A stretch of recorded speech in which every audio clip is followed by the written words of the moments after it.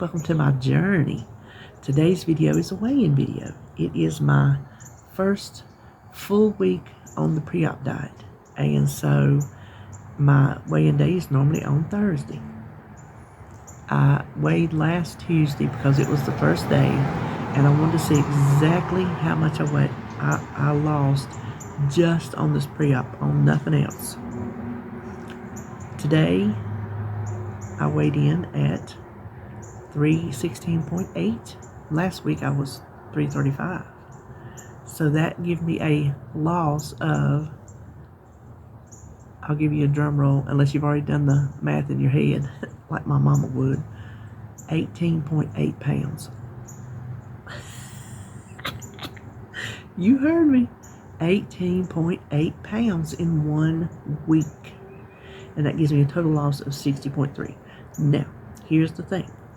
If you don't have as much weight to lose as I have to lose, you're not going to lose 18 pounds in 1 week. The less you have to lose, the less you will lose at a time. The more you have to lose, the more you can lose at a time. That is why on my 600-pound life, he tells them lose 40 pounds this next month. He said, but you could easily lose 80 because the more you weigh, I don't know the science behind it. I'm sure I could look it up, but I didn't bother. I didn't bother to look it up. Normally I would look up something like that, but I thought we'll just come on out here and do this. So, that's where I'm at.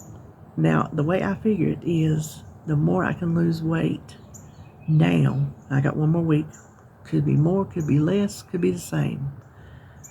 But the more I lose these 2 weeks, that's just that much closer to my goal I get once I have the surgery.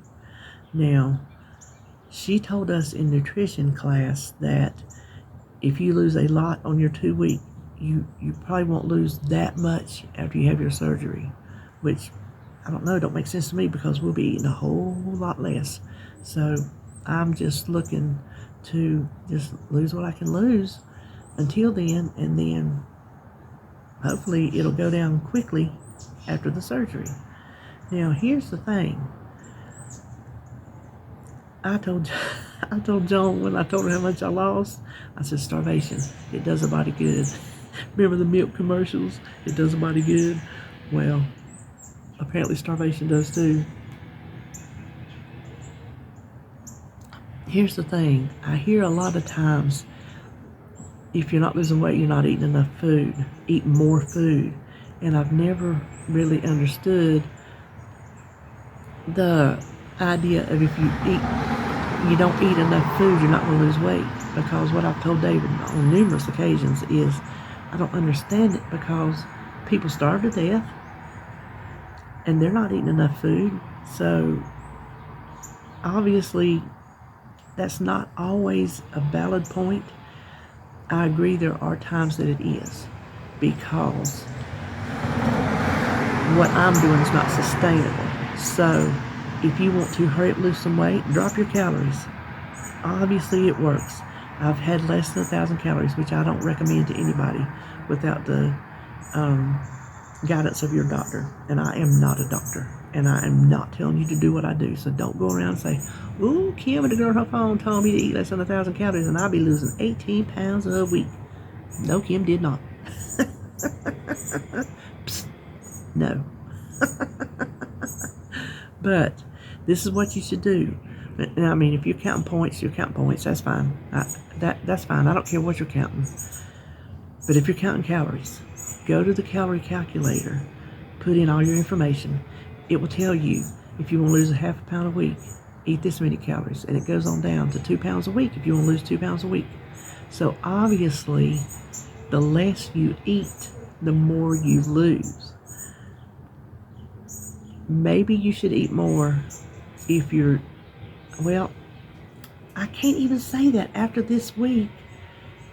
It wasn't an experiment, and you'd be surprised what you can do when push comes to shove. When your back's against the wall and you don't have a choice, you'd be surprised what you can do. I surprised myself at what I did this week. It was hard. It's like that Peloton commercial. we were built to do the hard things, and I did the hard thing this week. Oh my gosh, but it did get easier. Now I will say this, if you are used to eating low calories and then you start bumping it up, I think you're going to gain weight because your body is set. It's losing the standard it goes by is what you've been eating. I think it's what it gets used to. Now, I could be wrong, but that's how I see it. If you're used to eating 1,200 calories a day, maybe you could eat more to jumpstart your metabolism and then go back down. Maybe that would work. I don't know. But I do think there's something to be said for eating less calories because this week proved it. So that's what we're going to talk about on the food, except for the fact that I am not having salad this week. Ooh. What kind of siren is that? Is that the police or is that like the ambulance? I know that ain't no fire truck. I don't know what that is. Anyway, it's getting closer back here behind me.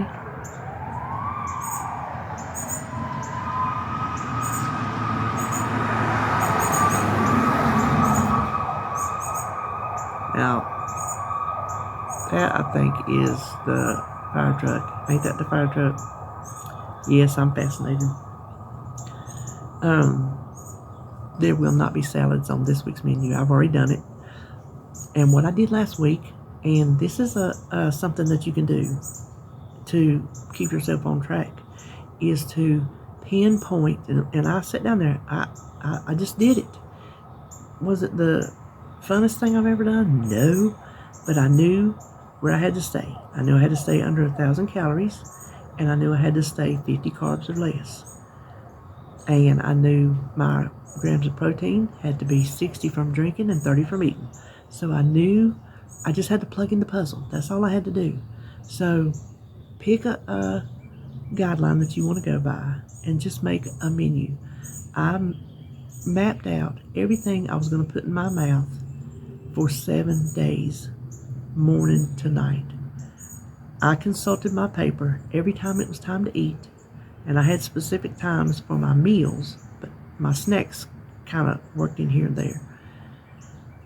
Every time it was time to eat, I would consult my paper because I knew I had my macros calculated properly. Maybe you don't want to track everything you want to put in your mouth for a week. Maybe you want to do it a day at a time. Maybe at night while you're watching TV or winding down for the day or whatever you want to track for the next day. Track everything you're going to put in your mouth and eat that. Don't veer off of it. Don't go rogue. Plan your days. That way you know what you're supposed to eat. You have the ingredients on hand and you can just go to it. Plan it. Make your grocery list according to your plan. Don't miss things like I did. So I had to back up and punt the other day. But that is helpful. Is pre-planning and pre-tracking. That's what I did. It's all on paper. I didn't even do it in no app. I had it all on paper. I didn't need to double it in an app. You can do it either way you want. You can put it in the app. But I found it easier just to have a piece of paper over here on my bar that I could look at. I made me a little planner sheet on the computer, printed that out, and that's what I used. And under every little item, I put the calories, the protein, and the carbs. And I kept in my notebook, I would go over in my notebook, and I would just keep a running total. So the things I knew that were going to be there was going to be a protein shake every day. So I just went down through there and figured in protein, put that over on my list. I knew every day there was going to be another protein drink, so I put that in. I knew what my snacks were going to be, and I rotated them every other day, the same thing. It's just easier, You might not want to do that. You might not want to eat the same thing every day. Well, I did mine every other day except for salads. Every day except one. But if you have a specific goal in mind, maybe that would help you to do that.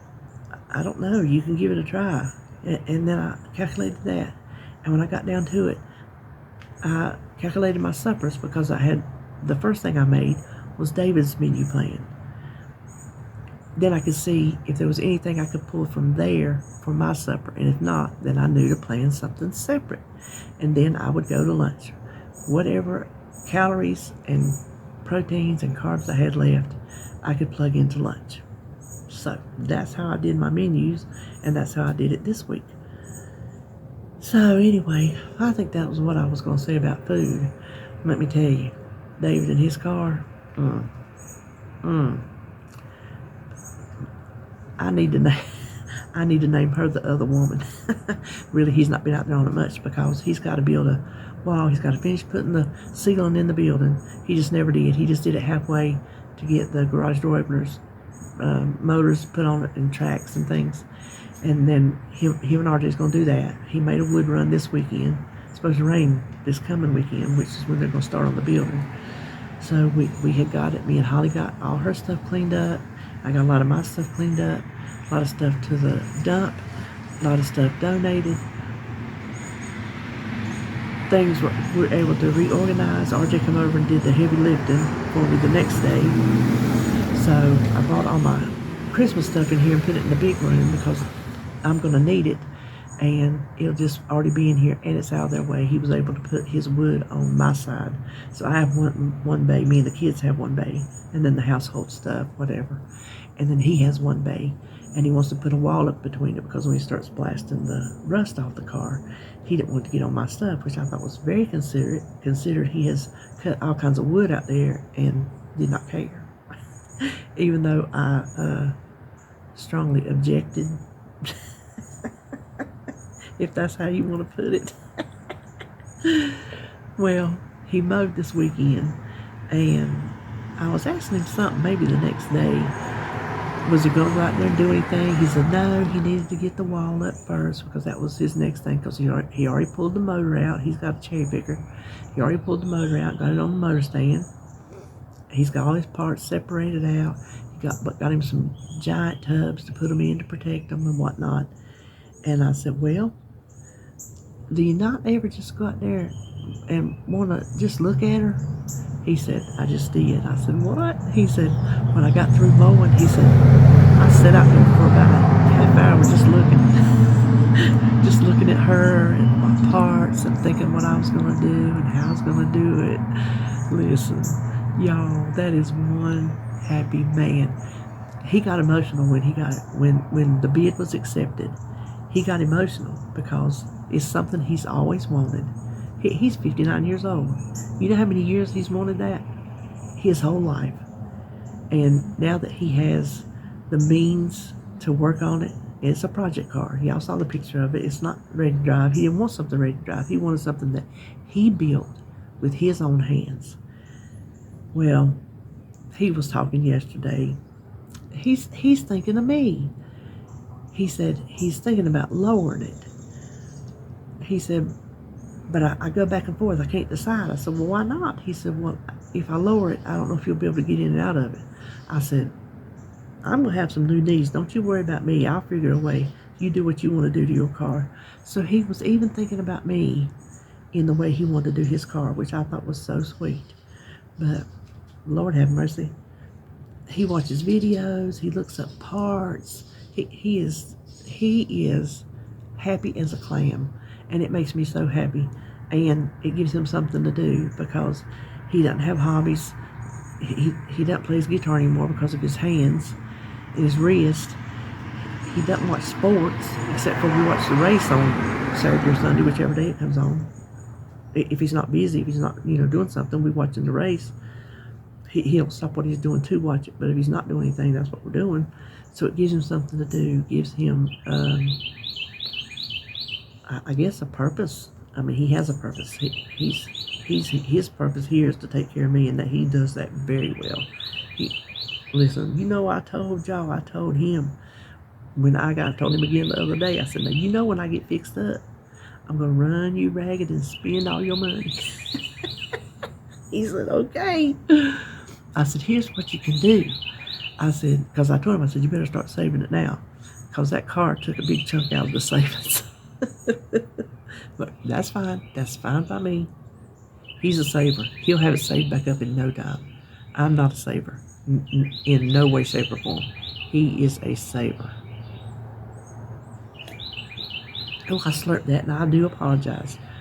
I said, every time you buy a part for the car, spend money on the car, put that same amount in a savings account. He said, oh, that's a thought. He said, I could do that. He said, I need to open up a special one and call it When You Get Going or something like that. Like, okay, we'll call it that. Because he's got, he likes, if he's saving money, he likes specific accounts for that purpose. He's got a home account, for building the home, just different things like that. So that is where he is on the car. Bless his heart. And that is a term of endearment. Bless his heart is not always derogatory. It's like, oh, bless his heart. Bless his heart can be a term of endearment. And when he was out there just looking at his car, I'm just like, bless his heart. So, speaking of hearts, Jacob has mine. Oh, that child has my heart. He was here yesterday. Holly said, I know he gets into things, but I got some stuff to take to Target. It would be easier if I didn't have to take him in. You think you can watch him? I'm like, well, of course. So he tried to get into my Halloween decorations because he's a plunderer. He's not like my kids. He gets into stuff. He likes to know. He's nosy. That's what Holly says. He's nosy. He is. You hear something, the head turns. Boy, that head turns. He don't miss nothing. Well, when she was here, he was getting into it, and she was telling him no. And then we told him no a couple times, and then she left, and he would just stand there and point at it. He wouldn't touch it. He wasn't even close enough to touch it. He would just point at it, and then just stop and turn around and start playing. So he knew. A year old, and he knew. Well,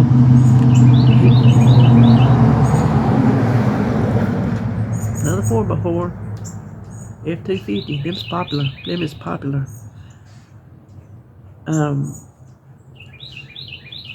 He was standing there and he was looking at Alexa. He knows Alexa. Holly said Alexa's gonna be his first word. Well, we sing songs on her, and he likes to dance. So he was looking at her. I'm like, honey, I think he wants to hear some songs. So he come over to me, held his arms up to sit on my lap, and he was sitting there looking at her. So I told her to play. First thing we play is like one of his favorite songs. Icky, sticky, sticky, sticky, bubble gum, bubble gum, bubble gum. Icky, sticky, sticky, sticky, bubble gum. Let your hands go to your mouth or head or elbows or knees. Because what you do is you're eating the bubble gum, then you put it in your hands, and then you stick it to things, and you pull it, and you pull it, and you pull it away. Well, he goes through the body parts while he's doing the icky sticky part, which normally Miss Rachel is where he learned it on YouTube, but this is the one on Spotify. Spotify is a man. It's the same song. When he's doing the icky sticky part, he's clapping. Every single chorus, he's clapping. And then he stops clapping when he does the sticking it to your body part. And then the chorus comes on, he starts clapping again. Well, he didn't do any body part until he got to the mouth, and Jacob goes like that. I'm like, honey, he knows mouth. So he did that. But he was on my lap, and he was like not sitting with his behind. He was crouched with his feet on my knees, and he was pushing and dancing. Well, one of his favorite songs is September by Earth, Wind & Fire. Holly played him that at home the first time he did it months ago. She said, play September. He loves it. I'm like, okay. So I start playing September. He starts smiling and dancing He loves that song. But he's so smart. He's learning baby sign language. He knows all done. He knows more, and he knows eat. She asks him, and he tells her.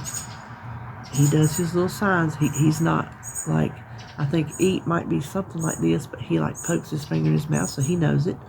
He does the sign for more sideways and shakes his little hands for all done. But he was so fun yesterday. He goes straight for the toy box. It's Sebastian's toy box, but he learned where it was one day. That's all it took, was one day. Now, when he started walking, he takes off for the bedroom, and there he goes. Well, he was so good. He was so good for us. I told you he didn't try to touch the stuff he would get into. Oh, I don't know what she's doing. Hold on. It's early in the morning. I think she's making a delivery across the street. You know, when somebody's driving slow in front of your house, you better be looking. So he was good as gold. Good as gold. Holly comes back. He starts getting into everything. I mean, everything. Holly said, she thinks, we was calling her, you'll beat on mommy.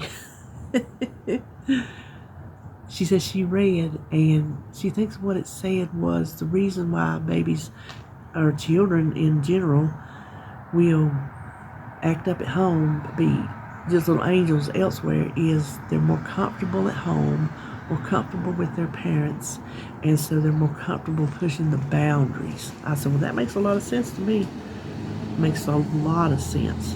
So he was pushing the boundaries with her, but boy, he loves his puffs, the little Gerber puffs, and I got him this little cup at the Dollar Tree that's got a pull-up straw. It's not a round straw. It's like a square thing that snaps down or snaps up. You've probably seen them. That's his drink cup when he gets to my house. Holly said he don't want his sippy cup when he gets over here. I'm like, no, he got the special cup over here. He got the hookup. So anyway, that was yesterday. I don't think I've done nothing else.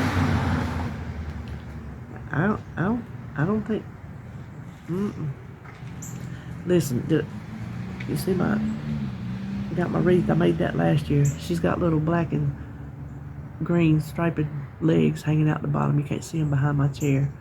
But I got my witches' hats hanging up on the ceiling when the wind blows, and they're like going back and forth. Oh my gosh, it is so cool. I had to go get one more, and that's when I went to Spirit Halloween. That's such a fun store. Got a coupon for Holly. Because she was telling me, she goes, I don't know what Jacob's going to be this year. I said, well, they gave me a 20% off coupon that you can use between October 1st and October 15th. So that is the time to go look, because they have tons of costumes. Tons. She was showing me where the Hocus Pocus section was, because I missed it. And she was dressed up like a scarecrow. Cute as a button. She had her... And birds come flying down. Oh, they're little doves. Little doves. She had her makeup on and like green lips and the little stitching, and she had green hose on and a little scarecrow. She was cute as a button, I'm here to tell you. So we were standing there talking. She goes, we got the Sanderson sister. Hold on. That there was a motorcycle. The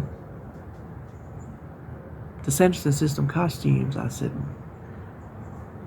I'm going to be in those one day. You watch. I will be Winnie one day. Bette Midler's character. I will be Winifred. That is who I'm going to be. Cannot wait.